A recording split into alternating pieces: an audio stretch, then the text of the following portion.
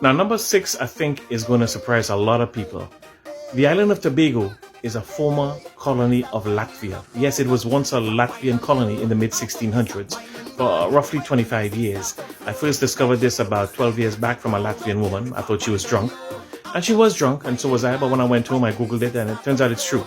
I grew up in Trinidad. No one ever mentioned it, but we've got a museum there to celebrate their presence and their contribution to Tobago. In addition to that, there is a sort of a parade every year to celebrate the Latvian heritage in Tobago.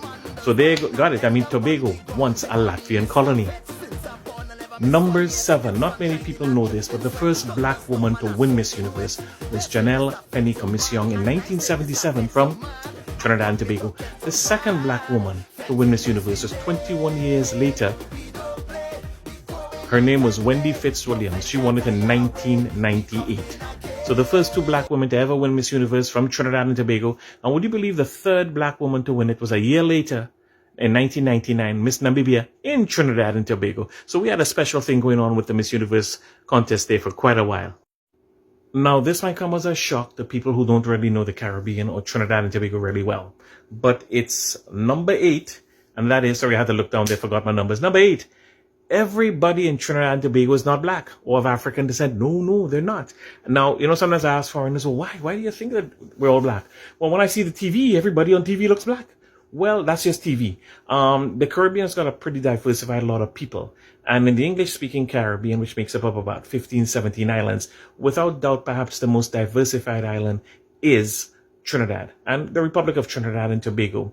Back in the 70s and 80s, it was maybe, I would say 44%, 42% African Indian, and it would invert a lot. All right. Today, I would say it's probably 35, 33 African Indian, and it inverts a lot. And we've also got people of Lebanese, Syrian descent, Chinese descent, and good old European stock. And, of course, a lot of interracial marriages. We've got a lot of beautiful looking people. So no, everybody from the Caribbean and everybody from Trinidad and Tobago is not black, but we're beautiful and we love each other. Number 9, did you know that the civil rights activist, the very famous civil rights activist of the 1960s, Stokely Carmichael, also known as Kwame Ture, was born in Trinidad and Tobago. He migrated in the early 50s at the age of 11 years old to America, and of course he became well known in the civil rights, changed his name to Kwame Ture. He was born in Port of Spain, Trinidad and Tobago.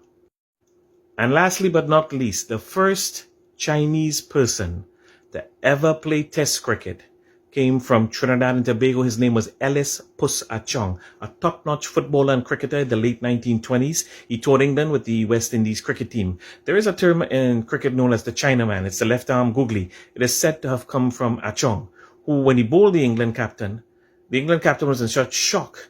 Walking off the pitch, he looked at the West Indies captain and said, "Imagine being bowled by a Chinaman." And hence the terminology came along. This is what they say. I don't know, but Ellis Puss Achong was a fantastic cricketer and football player in his day, the first man of Chinese extraction to have ever played Test cricket anywhere in the world.